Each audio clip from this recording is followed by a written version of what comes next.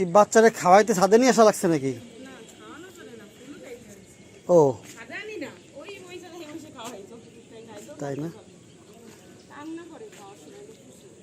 ও মাঝে মধ্যে কান্নার শব্দ পাই ওর।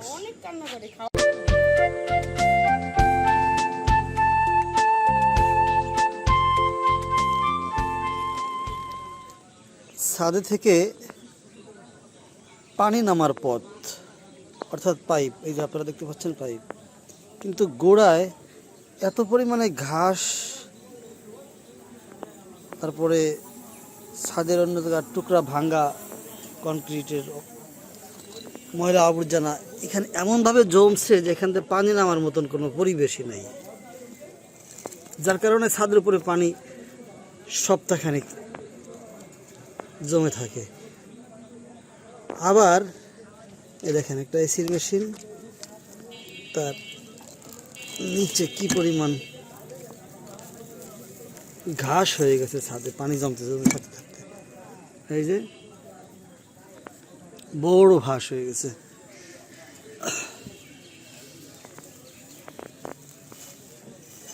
একটু পরিষ্কার না করলে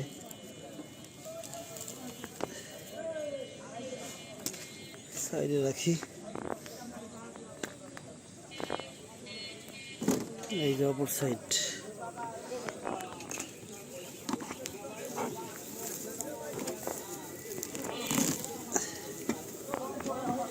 হাই হাই এখানের অবস্থা আরো খারাপ।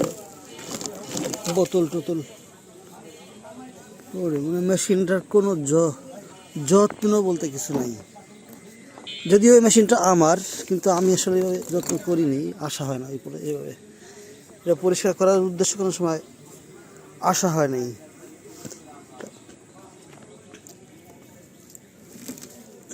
মেশিন রাখতে হয় 2টা বা 4টা ইটের উপরে, তা আমি রাখছি ছাদের উপরে।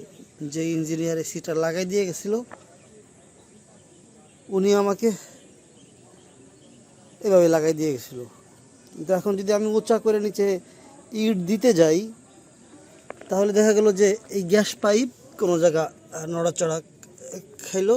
এই যে গ্যাস পাইপ নড়াচড়া খাইলো, তারপরে গ্যাস বেড়ে গেল। কারণ আগে একাধিকবার এরকম ঘটছে আমার। অন্য বিল্ডিংয়ে, অর্থাৎ আমার যে দোকান, ওইখানে একটা অফিস রুম নিয়ে আসছিল আমার, সেইখানে এই এসিটা লাগানো ছিল। তখন হলো এক লোক পরিষ্কার করার জন্য উপরে উঠছে, সম্ভবত এই পাইপের উপরে পড়া লাগছে, এই যে গ্যাস পাইপটা এটার উপরে পড়া লাগছে। এরপরে আমি গিয়ে এসি চালাইছি, আর রুম ঠান্ডা হয় না, বাতাস বের হইতেছে কিন্তু ঠান্ডা হয় না। এই দেখেন ছাদের উপরে একটা লেবু গাছ, এই কয়েকদিনের বৃষ্টিতে প্রচুর সবুজ পাতা হয়েছে, নতুন নতুন পাতা হয়েছে। গাছের বয়স অনেক, কিন্তু এখনো লেবু ধরে নাই, কারণ যত্ন পায় নাই, মাটি নাই তো ছাদের উপরে, একটা ঝুড়ির মধ্যে। দেখেন, যাই হোক বলতেছিলাম, তারপরে রুম আর ঠান্ডা হয় না।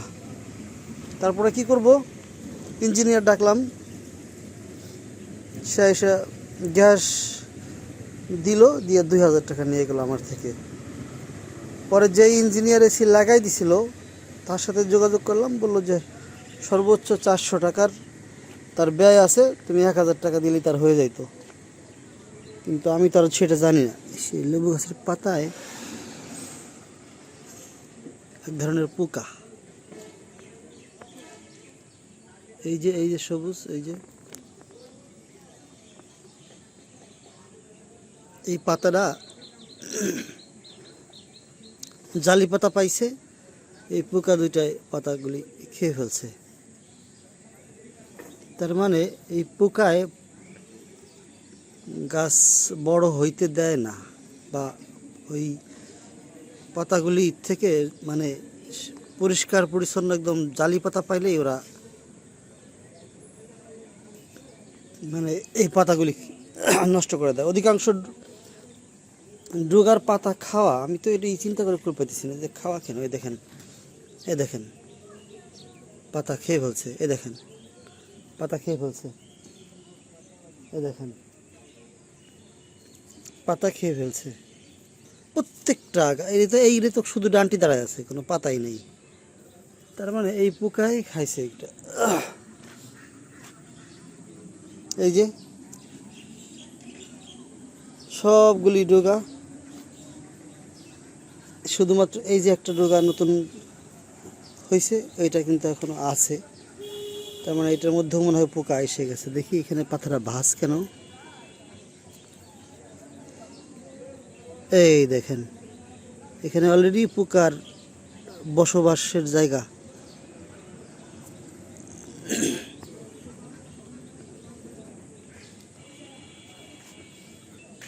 আর এটা হচ্ছে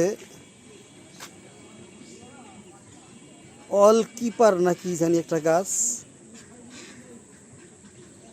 আমি এক জায়গা থেকে আইনে লাগাইছিলাম এই ড্রামের মধ্যে, ছোট্ট একটা ড্রাম। মোট কথা আমি এক বৃক্ষ মেলায় গেলাম, সেই বৃক্ষ মেলায় অল কিপারের গাছ তারা বিক্রি করতেছে। জিজ্ঞাসা করলাম কয় টাকা, আমার কাছে দাম চাইলো 800 টাকা। পরে আমি না কিনে ওইটা আমি মনে রাখছি। তো একদিন ঢাকা থেকে আসতেছি, দেখি যে এক বাড়ির অলের উপরে অনেক গাছ, মানে এইগুলি একদম উপর 2 তলা থেকে একেবারে নিচ পর্যন্ত নিচের দিকে চলে আসছে। তা আমি চিন্তা করলাম তাহলে এইগুলি সেগুলো পাতা, আমি ছবি তুলে রাখছিলাম ওই মেলা থেকে, যেটা 800 টাকা চাইছিল ওইটার। পরে ওই ছবির সাথে মিলাইলাম, দেখি যে এই গাছ আর সেই গাছ একই। পরে আমি কি করলাম, ওই ওয়াল থেকে 2-3টা ডুগা ছিঁড়ছি। বাড়ির মালিক যে বলবো সেই সুযোগটা ছিল না, কারণ ওইখানে লোক ছিল না কোনো। 2-3টা ডোগা ছিঁড়ে আইনা পরে আমি আমার বাসায় এসে এই ড্রাম কিনে আইনা তার মধ্যে মাটি দিয়ে লাগাইছি। এত পরিমাণে গাছ হয়েছে এখন। এই যে কোনো ফুল নাই, কোনো ফল নাই, জাস্ট পাতা হয়, একেবারে অল ঢেকে ফেলায় একেবারে, এত পরিমাণে গাছ হয়। প্রচণ্ড তাপ যদি থাকে কারো বাসায়, তাহলে এটা দিতে পারেন। হ্যাঁ, এক সুন্দর গাছ।